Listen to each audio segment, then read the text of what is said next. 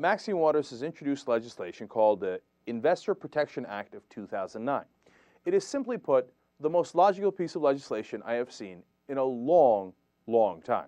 Because it's simple. You know, in the healthcare part, you can say, hey, you know what, that part's logical, but I got a problem with that part. There's a lot of moving parts. It's very complicated. But this is a very simple bill. It's almost impossible to disagree with. What she's saying is, hey, you know what, the people who own companies should have a say in those companies. Now, as a capitalist, who could possibly argue with that, right? See, the shareholders in public companies own the company, obviously, right? And then there's the management, the executives who run the company, and the board who picks those executives, and the executives pick the board. And I've often pointed out that that is an obvious and enormous conflict of interest when the board is supposed to overlook management and the management picks the board, and vice versa. How does that make any sense? So she's putting together a bill that simply says, you know what, the shareholders should have more of a right to decide who goes on the board. To which I say, of course, they're the ones who own the company. Now you might say, don't they have a right to voice their opinion on who's on the board now since it's their company? Well, they do, but it's a different process, and it's purposely cumbersome and expensive. Right now, the way that the system is set up, the shareholder has to mount a campaign on their own, and then they could bring in other shareholders to their campaign, but pay for it out of their own pocket to mount that campaign, which makes it usually so expensive that it's prohibitively expensive for any one shareholder to mount such a campaign, and that's why it rarely ever happens. What her bill suggests is, why don't we make it easier for the owners to decide what to do with their company?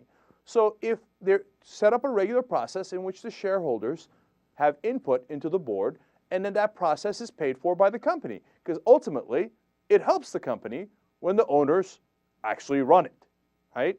Or at least have a voice in who runs it. Now, I can't imagine that any conservative would be against this bill, right? I mean, this is capitalism at its core. They own those companies. Of course they should say who runs those companies, right? All my conservative and Republican friends, you agree with me, right? Now, are you going to be surprised when I tell you?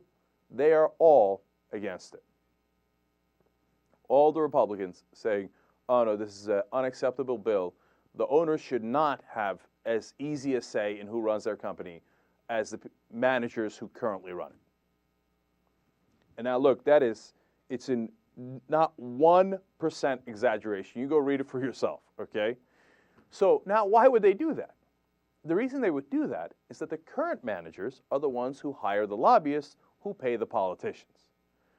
Alan Grayson said on this program what I often say, except I say it a little broader, and he used the same exact words. The Republican Party has become a wholly owned subsidiary of corporate America. Now, he said it in regards to the healthcare industry, but it's broader than that. All of corporate America, but not the people who own the companies, but the people who run the companies. Bill Black wrote a whole book about it. One of the top economists in the country, one of the top regulators in fixing the S&L crisis, he said the best way to rob a bank is to own a bank, except it's a little mistitled. The people who are robbing these banks don't actually own the banks. They actually run the banks. See, if they own them, they would care that the bank at the end doesn't have any money left, right? So, who are the people that are opposed to this, that are making the Republicans say, no, no, no, we can't have it? Well, the Chamber of Commerce, which is, again, the same executives who run these companies, the American Bankers Association, shocking. Not the people who own the banks, but the people who run the banks. They don't want to be regulated, right? And then some of the top corporations in the country, Intel, Microsoft, Pfizer, Verizon. And so what is their complaint? Their complaint is, oh, well, this would cost the money, a little bit more money to the company. Wow. Yeah, if it costs a little bit more for the owner to tell you what to do, okay, then it costs a little bit more. I mean, given all the tremendous costs and revenue that come into these companies, you're really worried about that cost? That's a comical complaint, right? Now, see, because it might be really expensive for an individual shareholder, but it's almost not expensive at all for the company to have an organized process in which they do this, right? So then the second complaint is, I think, even more comical. Here it is. It impairs the board's functioning. Yeah, it impairs the board's telling you to do exactly what you want, right? It impairs your highway robbery. Now, what it actually does is that it has the board function properly, where the owners pick the board. I'm telling you, this is the single most logical piece of legislation I have ever heard. And then finally, their complaint number 3 is, quote, I love this, no compelling need to change the system. Oh yeah, of course there's no compelling need to change the system. For you, because you're the one robbing all the corporations of the money. Now look, to give you a sense of this, we had Dan Gross from Newsweek on talking about this. Right now, the current system is set up so that these Fortune 500 companies, especially in the financial industry, they're taking 50%, not of the profits, of the revenue of the companies and giving it towards compensation of executives. 50% of the revenues. Best way to rob a bank is to run a bank, okay? So now, who are they taking that money from? Now, ultimately, it's the taxpayer when they crash, right? And so I'm concerned about that as a taxpayer. But as a capitalist, I'm more concerned about the fact that this is not how a free market is supposed to run. They're doing most of the stealing from the owners of the companies. That's the shareholders. And Maxine Waters and Barney Frank and the House Democrats are trying to stop that highway robbery. And of course, the robbers have objected. And we have a political system in which we say, oh really? What does the thief have to say about his thieving? Well, then perhaps we shouldn't do it. No. And look, and finally, this is why I care so much about this legislation. Not just because it's wonderfully logical, but because it's so important. Because this is one of the key elements to fixing our structural problem. Because, and I'll tell you why. Because, look, if you have a company like AIG, let's take that as an example. They are now in the tank for us for hundreds of billions of dollars, the United States taxpayer. So that means they're way bankrupt. They're insanely bankrupt. You can't get any more bankrupt than AIG. Now, if you owned AIG, that'd be a problem, wouldn't it?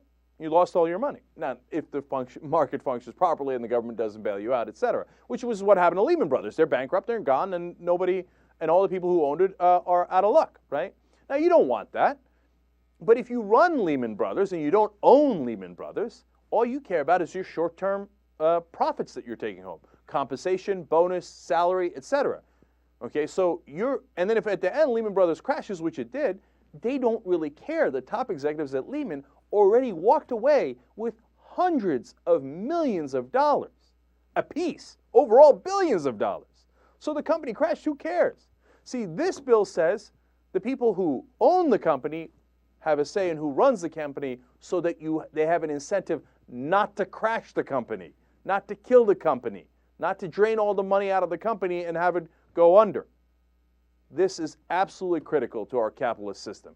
If you care about capitalism, you care about our economy, and you're a true-blooded American, you're going to be in favor of this bill. If you're a sellout, lobbyist, horrible person, then you're against this. This is a clear delineation of who's the good guys and who are the bad guys. And as usual, we have a very common answer to that. The good guys, in this case, happen to be the most progressive guys in the House that are trying to protect capitalism, and the bad guys are the entire Republican Party who are all against it.